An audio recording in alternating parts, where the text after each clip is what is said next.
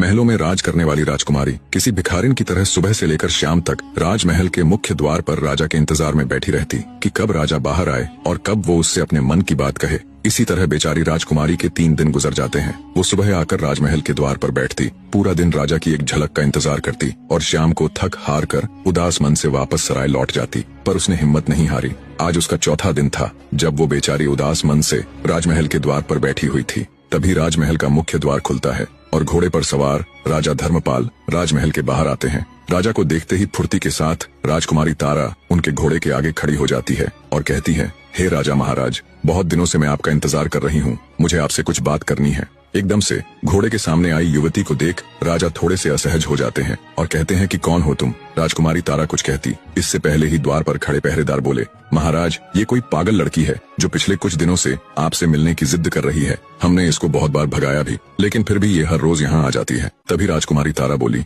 माफ करें महाराज, मैं कोई पागल नहीं हूँ, मैं तो एक दुखियारी स्त्री हूँ जो बड़ी उम्मीद लेकर आपसे मिलने आई हूँ। राजकुमारी की बात सुन राजा बोला, सुनो लड़की, अभी तो मैं किसी जरूरी कार्य से बाहर जा रहा हूँ, तुम कल इसी समय राजदरबार में आ जाना, कल तुम्हें अंदर आने से कोई नहीं रोकेगा। इतना कह राजा धर्मपाल वहाँ से चले जाते हैं। राजा से आश्वासन मिलने पर राजकुमारी वापस सराय चली जाती है। अगले दिन राजा के कहे अनुसार जब राजकुमारी तारा उनसे मिलने के लिए आती है तो पहरेदार बिना किसी रोक टोक के उसे अंदर जाने देते हैं। महल के अंदर आते ही राजकुमारी तारा की नजरें हर जगह राजकुमार अभिमन्यु को ढूंढ रही थी, पर वो उसे कहीं भी दिखाई नहीं देता। राजकुमारी राजसभा में चली जाती है। जब वो राजसभा में आती है तो एक काली कलूटी बदसूरत सी महिला को देख राजसभा के सभी सदस्य बड़ी अजीब नजरों से उसे घूर रहे थे। राजकुमारी तारा राजा धर्मपाल के समक्ष जा उन्हें हाथ जोड़कर प्रणाम करती है। तारा को देख राजा धर्मपाल बोले, अरे तुम तो वही लड़की हो ना जो कल महल के द्वार पर मेरे घोड़े के सामने खड़ी हो गई थी, कहो तुम मुझसे किस लिए मिलना चाहती थी। राजा की बात सुन राजकुमारी तारा बोली, महाराज, मेरा नाम चंदा है, मैं पास के ही राज्य से बड़ी उम्मीद लेकर आपके पास आई हूँ। आपके बारे में बहुत सुना था कि आप बड़े नेक और दयालु हैं। महाराज, मेरे परिवार में कोई नहीं है, एक माँ थी, वो भी मुझे छोड़कर चली गई, अब मेरा कोई नहीं है, आप मुझे कोई भी काम देकर नौकरी पर रख लीजिए। तारा की बात सुन राजा धर्मपाल ने एक बार उसे गौर से देखा और बोला, मेरे पास नौकरों की कोई कमी थोड़े ही न है जो मैं किसी दूसरे राज्य की बदसूरत सी दिखने वाली लड़की को अपने राजमहल में नौकरी पर रखूंगा। तुम्हारे जैसी बदसूरत सी दिखने वाली लड़की को मैं अपने राजमहल में नौकरी पर क्यों रखूंगा, मेरे पास नौकरों की कोई कमी थोड़े ही ना है। राजा के मुख से ये बात सुन राजकुमारी तारा बहुत निराश हो जाती है। आगे राजा बोला, अगर ये बात तुम मुझे कल द्वार पर ही बता देती तो मैं तुम्हें वहीं मना कर देता, खामखा तुमने मेरा और अपना वक्त बर्बाद किया। तब राजकुमारी अपनी आखिरी कोशिश करते हुए कहने लगी, महाराज, मुझे आप कुछ भी काम दे दीजिए, बस मेरी 2 शर्तें हैं। राजकुमारी तारा आगे कुछ कहती, उससे पहले ही पूरा राज्य दरबार हंसी ठहाकों से गूंज उठा। बड़ी अजीब लड़की है, राजा इसे नौकरी तक देने को तैयार नहीं है और ये है कि राजा के सामने शर्त रख रही है, बड़ी ही मूर्ख लड़की है। राजकुमारी की शर्त वाली बात सुन राजा धर्मपाल भी आश्चर्य से भर गया और उत्सुकता के साथ बोला, अच्छा बताओ तो तुम्हारी वे कौन सी शर्त है। राजकुमारी बोली, महाराज, पहली ये कि मुझे अपने काम के बदले बस 2 वक्त की रूखी सूखी रोटियां ही चाहिए, क्योंकि इससे ज्यादा की मुझे जरूरत भी नहीं है, इसलिए आप इसे मेरी पहली शर्त ही मान सकते हैं। राजा ने सोचा, बड़ी बेवकूफ लड़की है, एक तो काम के बदले सिर्फ सूखी रोटियां मांग रही है और दूसरा उसे शर्त का नाम भी दे रही है। राजा उसकी मूर्खता पर मन ही मन मुस्कुराया और बोला, अच्छा ठीक है, अपनी दूसरी शर्त बताओ। राजकुमारी तारा बोली, महाराज, मेरी दूसरी शर्त ये है, अगर मुझसे कोई गलती हो जाए, कोई भूल हो जाए तो आप मुझे नौकरी से नहीं निकालेंगे, भले ही मेरी गलती के बदले मुझे कोड़े मारने की सजा दे दीजिएगा। इतना कह राजकुमारी तारा घुटनों पर बैठकर राजा के सामने गिड़गिड़ाने लगी और बोली, महाराज, मुझ अनाथ पर दया कीजिए, अब आप ही मेरी आखिरी उम्मीद हो, कृपया मुझे मना मत कीजिएगा। उसको यूं गिड़गिड़ाते देख राजा धर्मपाल को उस पर दया आ जाती है। अंततः वे उसे जानवरों के बाड़े का काम दे देते हैं। राजा के पास बहुत गाय थीं, जिनको खिलाने पिलाने से लेकर उनको चराने ले जाने और बाड़े की साफ सफाई तक का सारा काम राजकुमारी तारा को सौंप दिया जाता है। उसके रहने की व्यवस्था भी पशुओं के साथ बाड़े में ही कर दी जाती है। राजकुमारी तारा अत्यंत खुश थी। जब एक नौकरानी चंदा यानी राजकुमारी तारा को बाड़े के पास लेकर जाती है तो राजकुमारी तारा को बाड़े से कुछ ही दूरी पर राजकुमार अभिमन्यु खड़े हुए दिखाई देते हैं। ऐसे अपने पति को बस कुछ ही कदम दूर खड़े देखकर राजकुमारी तारा का हृदय अंदर से उमड़ आता है। उसकी आंखों में खुशी के आंसू आ जाते हैं। एक साथ पता नहीं कितनी ही भावनाएं राजकुमारी के अंदर बह रही थीं। उसका दिल कर रहा था कि अभी भागकर अपने पति के पास जाए और उसके पैरों में गिर जाए और अपने साथ बीती पूरी व्यथा उनके आगे कह सुनाए और उन्हें बता दे कि वो मरी नहीं बल्कि जिंदा है। पर समय की नजाकत को देखते हुए राजकुमारी अपनी भावनाओं पर काबू पा लेती है और चुपचाप नौकर के साथ बाड़े के अंदर जाने लगती है। तभी राजकुमार अभिमन्यु के पास खड़े एक व्यक्ति ने हाथ से इशारा कर राजकुमारी तारा को अपने पास बुलाया। राजकुमारी तारावती धड़कते दिल के साथ राजकुमार के पास जाती है। धड़कते दिल के साथ राजकुमारी तारा राजकुमार के पास जाती है। आज पहली बार वो अपने पति को इतनी नजदीक से देखने वाली थी। जब राजकुमारी राजकुमार अभिमन्यु के पास गई तो उनके पास खड़ा उनका सेवक राजकुमारी से बोला, तेरा नाम क्या है? राजकुमार अभिमन्यु जानना चाहते हैं। सेवक के इतना कहने पर राजकुमारी तारा राजकुमार अभिमन्यु की तरफ देखने लगी। पहली बार उसने अपने पति को इतने पास से देखा था। वो अपने सुंदर नौजवान पति को आंखों में बसा लेना चाहती थी। जब उसने गौर से राजकुमार अभिमन्यु को देखा तो वो उन्हें देखती ही रह गई। उनका सुंदर रूप और हष्ट-पुष्ट शरीर, ये वही सूरत थी जिसको देखने के लिए वो इतने वर्षों तक तरसी थी, इतने कष्ट सहे थे। राजकुमारी को ऐसे एक सांस राजकुमार को घूरते देख उनके पास खड़ा व्यक्ति बोला, ऐसे क्या देख रही है? क्या तूने कभी कोई राजकुमार नहीं देखा? अपनी नजरें नीची रख। क्या तूने कभी खुद को आईने में देखा है? तू इतनी बदसूरत है, इतनी कलमुही है, अगर तू शीशे को भी देखे तो वो भी टूट जाएगा। इतना कह वो आदमी घिनौनी हंसी हंसने लगा। राजकुमारी तारा बेचारी शर्म से पानी पानी हो गई। तभी राजकुमार अभिमन्यु पास खड़े व्यक्ति की हरकत पर क्रोधित होते हुए बोले, अगर वो क्रूप है, काली है, बद्दी है तो इसमें इस बेचारी का क्या दोष है? अरे मूर्ख आदमी, ये तो उस ऊपर वाले की बनाई रचना है। वो किसी को कैसा तो किसी को कैसा बनाता है। किसी के शक्ल सूरत का उपहास करना मतलब उस ऊपर वाले की तौहीन करना है। राजकुमार अभिमन्यु की बात सुन पास खड़े व्यक्ति का अपना सा मुंह हो जाता है। वहीं पास खड़ी राजकुमारी ने जब राजकुमार के शब्दों को सुना तो उसके दिल में राजकुमार की इज्जत कई गुना बढ़ गई। उसे फक्र हो रहा था कि वो इतनी अच्छी सोच, इतने सुंदर विचारों वाले पुरुष की जीवन संगिनी है। राजकुमारी तारा शर्माते हुए राजकुमार की तरफ देखते हुए बोली, जी मेरा नाम चंदा है। राजकुमार बोला, ठीक है चंदा, अब तुम जाओ। राजकुमारी बाड़े में आकर अपने काम में मशगूल हो गई। ऐसे ही दिन बीतने लगे। राजकुमारी की अच्छी देखरेख की वजह से गायों के दूध में भी वृद्धि होने लगी। सारी गायें अब दिखने में पहले की तुलना में अधिक सुंदर, साफ सुथरी और हष्ट पुष्ट नजर आने लगी। राजकुमारी तारा को जो भी काम सौंपा जाता वो उसे पूरा मन लगाकर करती। धीरे धीरे उससे घृणा करने वाले लोग भी उसका सम्मान करने लगे। राजा अब उसे बाड़े से हटकर अन्य काम भी सौंपने लगे। हर काम को राजकुमारी पूरी लगन के साथ करती। वो हर समय इसी फिराक में रहती कि कब उसे राजकुमार अभिमन्यु के दर्शन हो। जिस दिन राजकुमारी को राजकुमार के दर्शन हो जाते वो दिन उसका बड़ी खुशी के साथ गुजरता। ऐसे बीतते समय के साथ राजकुमारी तारा के दिन भी बड़े अच्छे से गुजर रहे थे। दूसरी तरफ उसका पिता यानी राजा मदनपाल राजकुमारी के न मिलने से बहुत अधिक चिंता में रहता था। वो उसकी गुमशुदगी की घोषणा भी नहीं करवा सकता था क्योंकि उसने राजकुमारी तारा को मृत घोषित किया हुआ था। हर गुजरने वाला दिन अब राजा मदनपाल के लिए किसी नरक में बिताए गए भयानक साल के बराबर होता। रह रहकर अब उसे अपने किए का पछतावा होता। अब राजा को अपने आप से घिन आने लगी थी। धड़कते दिल के साथ राजकुमारी तारा राजकुमार के पास जाती है। आज पहली बार वो अपने पति को इतनी नजदीक से देखने वाली थी। जब राजकुमारी राजकुमार अभिमन्यु के पास गई तो उनके पास खड़ा उनका सेवक राजकुमारी से बोला, तेरा नाम क्या है? राजकुमार अभिमन्यु जानना चाहते हैं। सेवक के इतना कहने पर राजकुमारी तारा राजकुमार अभिमन्यु की तरफ देखने लगी। पहली बार उसने अपने पति को इतने पास से देखा था। वो अपने सुंदर नौजवान पति को आंखों में बसा लेना चाहती थी। जब उसने गौर से राजकुमार अभिमन्यु को देखा तो वो उन्हें देखती ही रह गई। उनका सुंदर रूप और हष्ट पुष्ट शरीर, ये वही सूरत थी जिसको देखने के लिए वो इतने वर्षों तक तरसी थी, इतने कष्ट सहे थे। राजकुमारी को ऐसे एक सांस राजकुमार को घूरते देख उनके पास खड़ा व्यक्ति बोला, ऐसे क्या देख रही है? क्या तूने कभी कोई राजकुमार नहीं देखा? अपनी नजरें नीची रख। क्या तूने कभी खुद को आईने में देखा है? तू इतनी बदसूरत है, इतनी कलमुही है, अगर तू शीशे को भी देखे तो वो भी टूट जाएगा। इतना कह वो आदमी घिनौनी हंसी हंसने लगा। राजकुमारी तारा बेचारी शर्म से पानी पानी हो गई। तभी राजकुमार अभिमन्यु पास खड़े व्यक्ति की हरकत पर क्रोधित होते हुए बोले, अगर वो क्रूप है, काली है, बद्दी है तो इसमें इस बेचारी का क्या दोष है? अरे मूर्ख आदमी, ये तो उस ऊपर वाले की बनाई रचना है। वो किसी को कैसा तो किसी को कैसा बनाता है। किसी के शक्ल सूरत का उपहास करना मतलब उस ऊपर वाले की तौहीन करना है। राजकुमार अभिमन्यु की बात सुन पास खड़े व्यक्ति का अपना सा मुंह हो जाता है। वहीं पास खड़ी राजकुमारी ने जब राजकुमार के शब्दों को सुना तो उसके दिल में राजकुमार की इज्जत कई गुना बढ़ गई। उसे फक्र हो रहा था कि वो इतनी अच्छी सोच, इतने सुंदर विचारों वाले पुरुष की जीवन संगिनी है। राजकुमारी तारा शर्माते हुए राजकुमार की तरफ देखते हुए बोली, जी मेरा नाम चंदा है। राजकुमार बोला, ठीक है चंदा, अब तुम जाओ। राजकुमारी बाड़े में आकर अपने काम में मशगूल हो गई। ऐसे ही दिन बीतने लगे।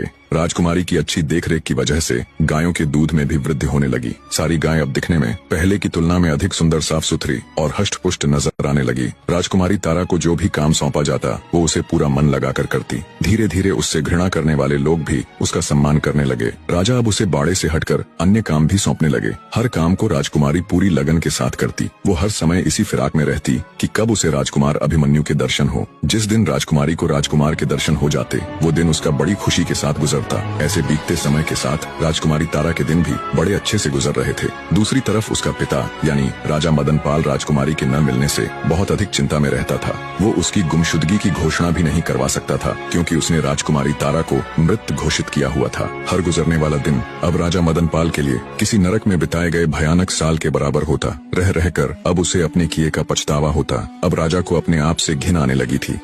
जिस पिता ने अपनी बेटी पर बुरी नजर डाली, अब वो तिल तिल कर मर रहा था। अब राजा मदनपाल को पूरी दुनिया में अपने से बुरा कोई भी व्यक्ति नहीं लगता। उसे लगता जैसे सारे संसार में सबसे दुष्ट और घिनौना व्यक्ति वही है, और ये सच भी था। राजा मदनपाल रात रात भर जाग कर खुद पर कोड़े बरसाता। अब उसकी जिंदगी का एक ही मकसद रह गया था कि कैसे भी करके वो राजकुमारी तारा को ढूंढे और उसके पैरों में गिरकर नाक रगड़कर उससे माफी मांगे। यदि वो अपने जीते जी इस जन्म में ऐसा कर पाया तो उसकी आत्मा को बहुत सुकून मिलेगा और कम से कम वो मर तो चैन से पाएगा, वरना मृत्यु के बाद भी वो इस घिनौनी सोच और अपराध की अग्नि में जलता रहेगा। इन्हीं विचारों की अग्नि में जलते राजा मदनपाल के दिन गुजर रहे थे। उधर राजा धर्मपाल अपने पुत्र राजकुमार अभिमन्यु के लिए फिर से कोई योग्य वधू ढूंढने में लग गया, क्योंकि राजकुमारी तारा की मृत्यु के संदेश को अब साल भर से ऊपर हो चुका था। ऐसे में राजा धर्मपाल फिर से अपने पुत्र अभिमन्यु का विवाह करवाना चाहता था। राजकुमार अभिमन्यु को जब ये खबर मिली तो वो अपने पिता राजा धर्मपाल के पास जाता है और कहता है, माफ कीजिएगा पिताजी, पर हर इंसान के जीवन में शादी और प्रेम केवल एक ही बार होता है और मेरे जीवन में वो हो चुका है। भले ही मैंने राजकुमारी तारावती के साथ समय व्यतीत न किया हो, पर मेरा प्रेम तो उसी से है। मुझ में ही कोई दोष होगा, तभी तो वो मुझे छोड़कर चली गई। और इस बात की क्या प्रतिभूति है कि मेरे दूसरे विवाह के पश्चात मेरी दूसरी पत्नी जिंदा रहेगी। तो हे पिताश्री, मैं अब दूसरी शादी नहीं करूंगा। पर राजा धर्मपाल के ऊपर राजकुमार की बातों का कोई फर्क नहीं पड़ा। उसने अपनी तलाश जारी रखी। जब ये बात उड़ते उड़ते राजकुमारी तारा के कानों तक पहुंची कि उसका पति उससे इतना प्रेम करता है कि वो अब दूसरा विवाह तक नहीं करना चाहता, तो वो भाव विभोर हो उठी। उसकी आंखों से अश्रु बह निकले। उसका मन कर रहा था कि वो अभी भागी भागी अभिमन्यु के पास जाए और उससे लिपटकर अपनी सारी व्यथा उसे कह सुनाए। पर किस मुंह से वो अपनी आप बीती राजकुमार अभिमन्यु के सामने बताए? किस मुंह से उसे ये कहे कि उसका पिता कितना नीच और घिनौना व्यक्ति है? ये विचार उसके मन में आते ही राजकुमारी के कदम आगे बढ़ ही नहीं पाते। वो बेचारी चुपचाप एक कोने में बैठकर बहते नेत्रों के साथ अपने भाग्य को कोसने लग जाती है। दिन बीतते गए। आखिरकार राजा धर्मपाल को राजकुमार के विवाह हेतु एक कन्या पसंद आ ही जाती है। राजकुमार अभिमन्यु को जब पता चला तो उसने बहुत मना किया, पर राजा धर्मपाल ने उसकी एक भी न सुनी और उसका विवाह पक्का कर दिया। जब ये खबर राजकुमारी तारा तक पहुंची तो उसके चेहरे पर बेबसी और क्रोध के मिश्रित भाव थे। राजकुमारी तारावती ने निश्चय किया कि चाहे कुछ भी हो जाए, चाहे उसे कुछ भी करना पड़े, वो राजकुमार अभिमन्यु का विवाह अन्य किसी दूसरी स्त्री के साथ नहीं होने देगी। बने रहे। एक औरत सब कुछ सहन कर सकती है, पर अपने जीते जी अपने पति का विवाह किसी दूसरी औरत के साथ ये वो कदापि नहीं देख सकती। ये उसके लिए कभी न खत्म होने वाले अंगारों के रास्ते पर चलने जैसा है। राजकुमार के विवाह की खबर जब चंदा तक पहुंची तो वो आग बबूला हो गई। उसके ऊपर तो जैसे दुखों का आसमान टूट पड़ा हो। चंदा ने निश्चय किया, चाहे कुछ भी हो जाए, पर वो अपने पति की दूसरी शादी कतई नहीं होने देगी। अगले दिन राजा ने चंदा को राज दरबार बुलाया और राजकुमार के विवाह से संबंधित सारा कार्य उसे सौंपते हुए कहने लगे, चंदा, जो भी काम तुम्हारी देख रेख में होता है वो एकदम सही तरीके से होता है। तो राजकुमार अभिमन्यु की शादी में जो भी छोटे मोटे काम होंगे, जैसे खाने पीने की व्यवस्था, साजो सजावट की व्यवस्था और कपड़े वगैरह, उन सब की जिम्मेदारी तुम्हारी है। राजा की बात सुन चंदा अंदर ही अंदर जल भुन गई। उसे लगा जैसे राजा उसको उसी की अर्थी जलाने की जिम्मेदारी दे रहे हो। चंदा बेचारी चुपचाप हाँ में गर्दन हिलाकर दरबार से चली जाती है। राजकुमार अभिमन्यु की शादी का मुहूर्त कुछ ही दिन बाद का निकला था। सब कुछ इतनी जल्दी करने की वजह थी राजा धर्मपाल का डर। उसे डर था कि शादी से नाखुश राजकुमार कोई बखेड़ा खड़ा न कर दे, इसलिए वो जल्द से जल्द उसका विवाह संपन्न करवाना चाहता था। दिन बीतते जा रहे थे। हर बीतते दिन को राजकुमारी तारा रो रो कर काट रही थी। उसे कुछ भी समझ नहीं आ रहा था कि वो ऐसा क्या करे जिससे राजकुमार अभिमन्यु की शादी टल जाए। दूसरी तरफ महल में शादी की तैयारियां जोरों पर थीं। अब शादी में सिर्फ 2 दिन ही शेष रह गए थे। राजकुमार की शादी थी तो राजा ने बहुत बड़े भोज का आयोजन भी किया हुआ था। आसपास के सभी गांवों से लेकर पास लगते राज्यों तक को भोज का निमंत्रण दिया हुआ था। पुराने समय में जब बड़े पैमाने पर भोज का आयोजन किया जाता तो भोजन के लिए मिट्टी के बर्तन उपयोग में लाए जाते थे। तो शादी भोज के लिए कुम्हार जब मिट्टी के बर्तनों को लेकर राजमहल आया तो उसने चंदा से पूछा, इन बर्तनों को कहाँ उतारना है? गुस्साई चंदा बोली, इन्हें बाहर ले जाकर पटक दो। चंदा की बात सुन कुम्हार असमंजस में पड़ गया। अब चूंकि राजा ने चंदा को ही देख रेख का कार्यभार सौंपा हुआ था तो वो उसके कहे को टाल न सका और उसने बाहर जाकर सभी बर्तनों को नीचे पटक दिया। फलस्वरूप सभी बर्तन नीचे गिरते ही टूट गए। इतने में तेली भी तेल के पात्र लेकर आ गया। राजकुमारी तारा ने हुक्म देकर वो सारा तेल भी मिट्टी में उड़लवा दिया। यही कृत्य उसने ग्वाले के साथ भी किया। ग्वाला जब दूध लेकर आया तो चंदा ने उसके सारे दूध को भी जमीन पर बिखरवा दिया और अंत में जहाँ खाने की सामग्री रखी हुई थी वहाँ अनेकों कीटों को छोड़ दिया, जिससे सारी भोजन सामग्री भी नष्ट हो गई। राजा को जब इन सब की खबर लगी तो वो मारे क्रोध के पागल हो गया। गुस्से में लाल पीले राजा के क्रोध की कोई सीमा नहीं थी, क्योंकि विवाह के सिर्फ 2 दिन ही बचे थे। अब इतनी जल्दी इतने सारे मिट्टी के बर्तन कैसे तैयार होंगे और तेल, दूध और अन्य भोजन सामग्री भी फिर से इकट्ठी करने में बड़ी मुश्किलें आएंगी। गुस्साए राजा ने तुरंत सिपाहियों को चंदा को पकड़कर लाने का आदेश दिया। गुस्साए राजा ने दासी को 100 कोड़े मारने की सजा दी। जब चंदा ने कुम्हार से मिट्टी के बर्तन तुड़वा दिए, तेली से तेल मिट्टी में उड़लवा दिया, ग्वाले को आदेश दे विवाह के लिए इकट्ठा किया गया, सारा दूध भी जमीन पर बिखरवा दिया और अंत में सारी भोजन सामग्री पर कीट छोड़ दिए। ये सभी कृत्य करवाने के पीछे चंदा यानी राजकुमारी तारा का सिर्फ और सिर्फ यही मकसद था कि कैसे न कैसे करके राजकुमार का विवाह टल जाए। पर जब राजा को चंदा की इन सभी हरकतों का पता चला तो वो आग बबूला हो गया। राजा ने तुरंत उसे पकड़कर लाने का आदेश दिया। कुछ ही पलों में सिपाहियों ने उसे पकड़कर राजा के सम्मुख पेश किया। गुस्साए राजा का मन तो कर रहा था कि वो अभी धक्के मारकर तुरंत उस कलमुही चंदा को अपने राज्य से बाहर कर दे, पर राजा अपने ही वचनों में बंधा हुआ था। उसने चंदा यानी राजकुमारी तारा को ये वचन दिया था कि वो उसे नौकरी से कभी नहीं निकालेगा। तो वचनबद्ध राजा ने अपना गुस्सा शांत करने और चंदा को उसकी सजा देने के लिए सिपाहियों को आदेश दिया कि इसको 100 कोड़े मारे जाएं। कोड़े भी ऐसे कि हर कोड़े के साथ इसकी खाल उधड़ जाए। इसको पता तो चलना चाहिए कि इसने क्या जरूरत की है। राजा के आदेश पर राजकुमारी तारा को 100 कोड़े लगाए गए। कोड़े लगने से घायल बेचारी चंदा खून के आंसू रो रही थी। मारे दर्द के वो बिलबिला रही थी। कोड़े मारने की सजा पूरी होने पर सिपाही उसको उसकी झोपड़ी में छोड़ जाते हैं। वहाँ उसे उसी हालत में पड़े पड़े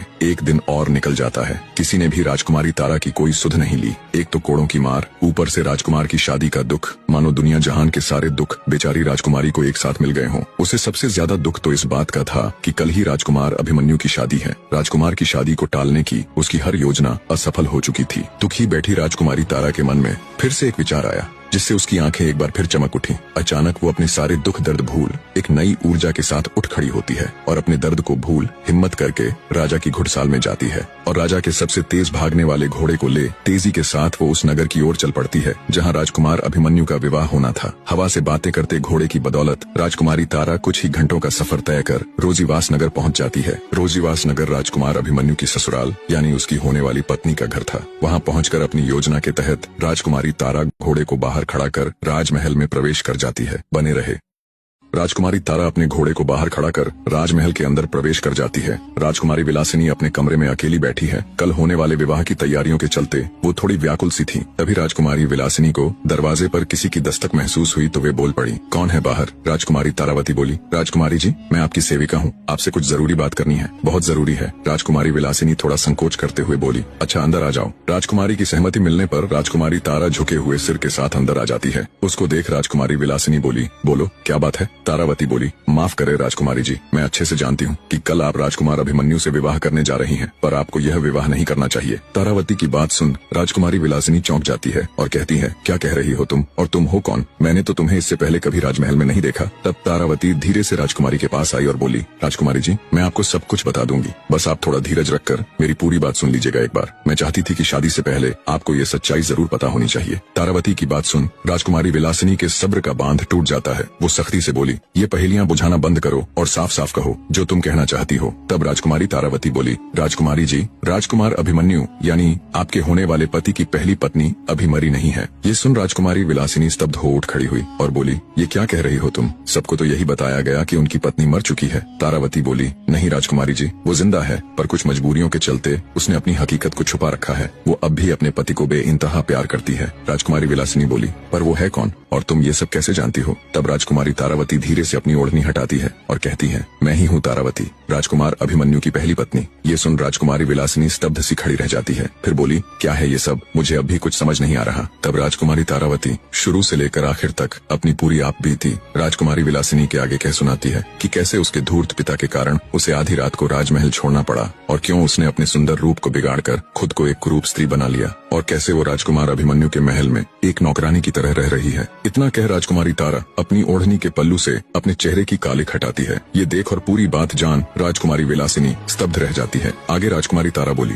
माफ करना बहन, पर अब भी राजकुमार अभिमन्यु मुझसे बहुत प्यार करते हैं। उनकी नजरों में ये जानते हुए भी कि मैं इस दुनिया में नहीं हूँ, वो तो शादी के लिए बिल्कुल भी तैयार नहीं थे, पर अपने पिता के कारण मजबूरी में वो ये सब कर रहे हैं। राजकुमारी तारा की पूरी बात सुन राजकुमारी विलासिनी हैरानी के साथ साथ बहुत भावुक भी हो जाती है और कहती है, तो फिर तुम ये सब राजकुमार को बता क्यों नहीं देती? कब तक अपने मुंह पर ऐसे कालिक पोते अपनी सच्चाई को छुपाती फिरोगी? बने रहे।